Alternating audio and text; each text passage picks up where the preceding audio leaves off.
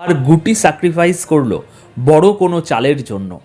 বিশ্বের সবচেয়ে শক্তিশালী যুদ্ধ বিমান আমেরিকার গর্ব F-35, যাকে বলা হয় আকাশের বাঘ, সেটাকে ব্যবহার করতে হলো ইরানের একটা সস্তা খেলনা ড্রোন মারার জন্য। এই মুহূর্তের একদম লেটেস্ট ব্রেকিং নিউজ হলো প্রশান্ত মহাসাগরের বুকে বা মধ্যপ্রাচ্যের আকাশে আমেরিকা ও ইরানের মধ্যে প্রথম সরাসরি ফিজিক্যাল এঙ্গেজমেন্ট বা সংঘাত শুরু হয়ে গেছে।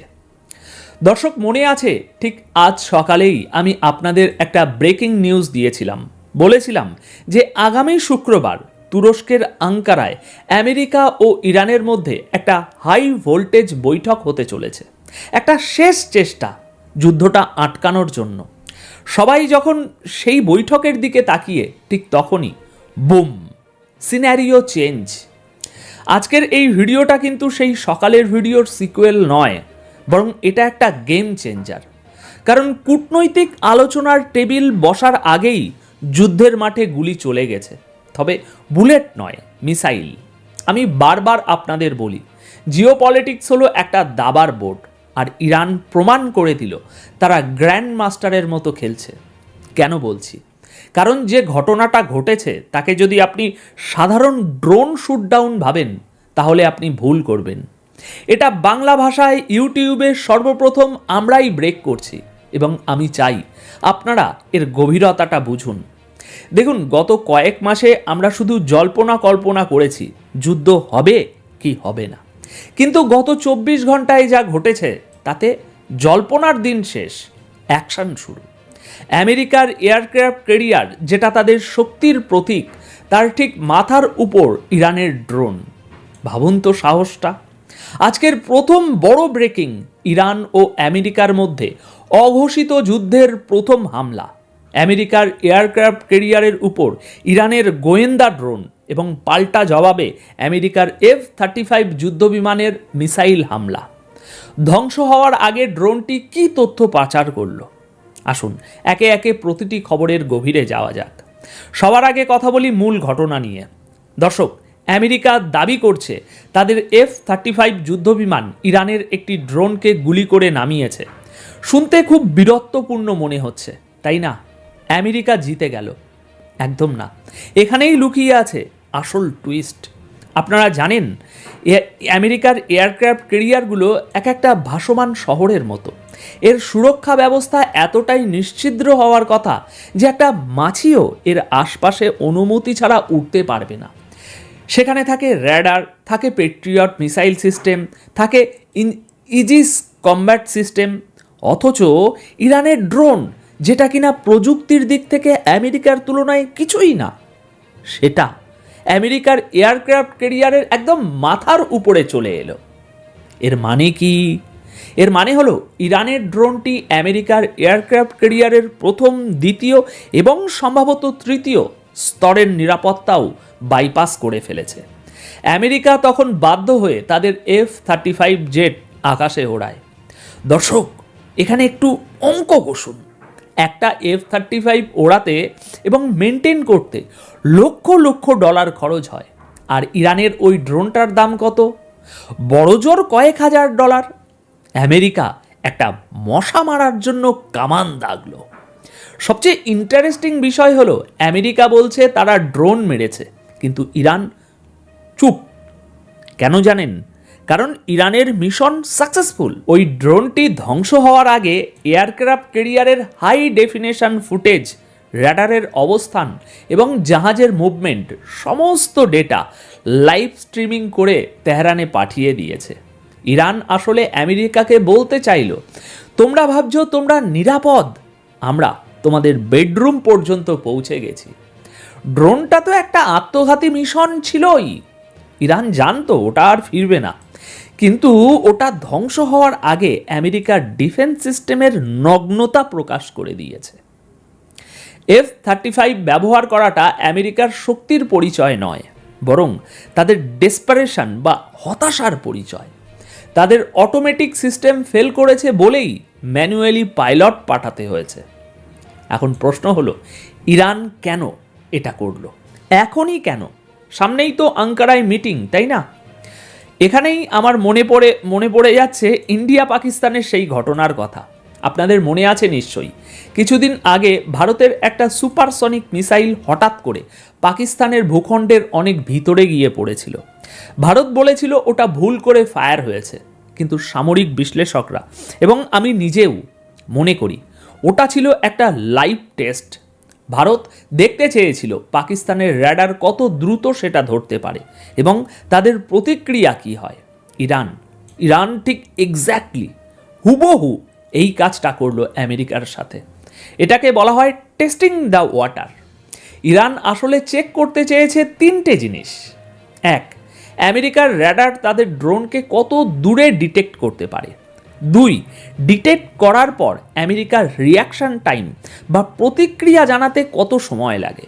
তিন, এবং সবচেয়ে বড় কথা, আমেরিকা কি অটোমেটেড মিসাইল মারে নাকি প্লেন ওড়ায়। ইরান উত্তর পেয়ে গেছে।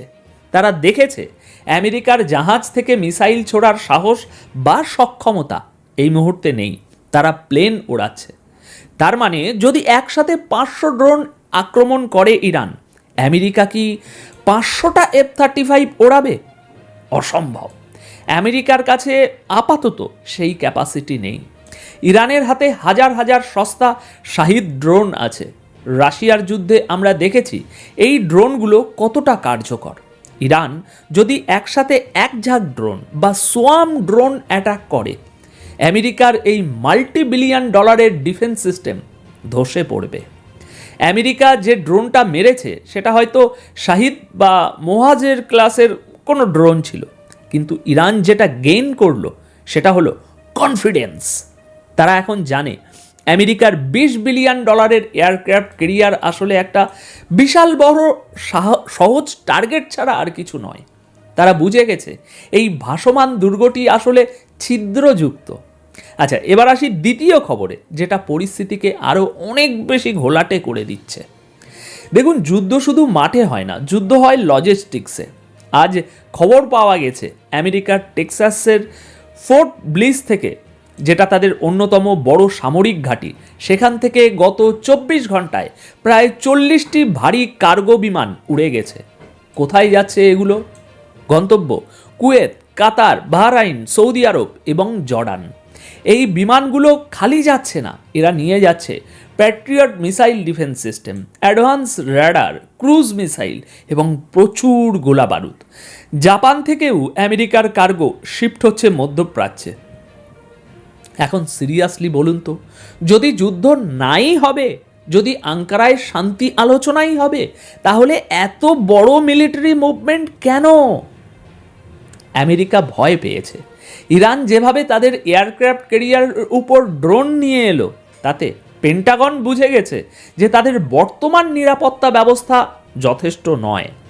তাই তারা তড়িঘড়ি করে তাদের মধ্যপ্রাচ্যের ঘাঁটিগুলোকে দুর্ভেদ্য করার চেষ্টা করছে। কিন্তু এখানে একটা মজার ব্যাপার আছে, যেটা হয়তো অনেকেই খেয়াল করছেন না। আমেরিকা তাদের নিজেদের দেশের ডিফেন্স সিস্টেম খুলে এনে মধ্যপ্রাচ্যে বসাচ্ছে। তার মানে তারা কতটা ডেসপারেট। তারা জানে ইরানের কাছে এখন হাইপারসনিক মিসাইল আছে, সেটা দিয়ে ইরান আমেরিকার জাহাজের কি অবস্থা করতে পারে। একটা 70-80 কোটি টাকার মিসাইল দিয়ে আপনি কতক্ষণ 5-10 লাখ টাকার ড্রোন মারবেন? ইরান এই খরচের অনুপাতে আমেরিকাকে তো দেউলিয়া করে দেবে। দর্শক, এই পুরো ঘটনাটা কিন্তু বিচ্ছিন্ন নয়। ইরান যখন আমেরিকাকে খোঁচা দিচ্ছে, তখন বেইজিং আর মস্কো কিন্তু বসে বসে পপকর্ন খাচ্ছে না। ইরানের এই সাহসের পিছনে নিশ্চয়ই বড় কোনো শক্তি আছে। রাশিয়া এবং চীন খুব ভালো করে লক্ষ্য করছে আমেরিকার F-35 পারফরমেন্স। ইরান কার্যত রাশিয়া এবং চীনের হয়ে আমেরিকাকে এখন টেস্ট করছে।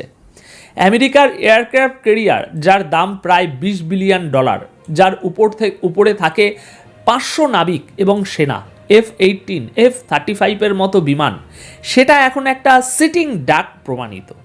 ইরান যদি সত্যি সত্যি হাইপারসনিক মিসাইল মারে, আমেরিকার হাতে সেটা ঠেকানোর প্রযুক্তি খুব সীমিত। আর আমেরিকা সেটা জানে বলেই তারা একটা ড্রোন ধ্বংস করেই চুপ করে আছে। তারা বড় কোনো পাল্টা হামলা করেনি, কারণ তারা জানে এখন যদি ইরানে একটা মিসাইলও ছড়া হয়, তবে হরমুজ প্রণালী বন্ধ হয়ে যাবে আর বিশ্ব অর্থনীতি ধসে পড়বে। সামনে তুরস্কের মিটিং। আমেরিকা টেবিলে বসার আগে শক্তি দেখাতে চেয়েছিল, কিন্তু ড্রোন ধ্বংস করতে গিয়ে F-35 ব্যবহার করে তারা উল্টো নিজেদের দুর্বলতাই প্রকাশ করে ফেলল। ইরান এখন আলোচনার টেবিলে বসবে আপার হ্যান্ড বা সুবিধাজনক অবস্থানে থেকে। তারা বলবে, তোমাদের সেরা ডিফেন্স আমরা ভেদ করে এসেছি। এখন পরিশেষে একটা কথাই বলি, অনেকে ভাবছেন যুদ্ধ হবে কি হবে না। আমি বলবো যুদ্ধ শুরু হয়ে গেছে। যখন 40টা কার্গো বিমান এক রাতে অস্ত্র নিয়ে উড়ে যায়, যখন F-35 মিসাইল ফায়ার করে, তখন আর শান্তি ব্যবস্থা বলা যায় না। তবে ইরান খুব স্মার্ট, তারা সরাসরি বড় হামলা করবে না। তারা এভাবেই ছোট ছোট খোঁচা দিতে থাকবে।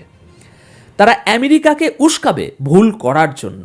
আর আমেরিকা যদি রাগের মাথায় ইরানে বড় কোনো স্ট্রাইক করে বসে, তবে মধ্যপ্রাচ্যের মাটি আগ্নেয়গিরি হয়ে যাবে। ইরান প্রস্তুত, আমেরিকা নার্ভাস, আর আমরা দাঁড়িয়ে আছি ইতিহাসের এক ভয়াবহ সন্ধিক্ষণে। এখন আপনাদের কি মনে হয়, আমেরিকার এই F-35 দিয়ে ড্রোন মারাটা কি তাদের শক্তির প্রমাণ নাকি ভয়ের?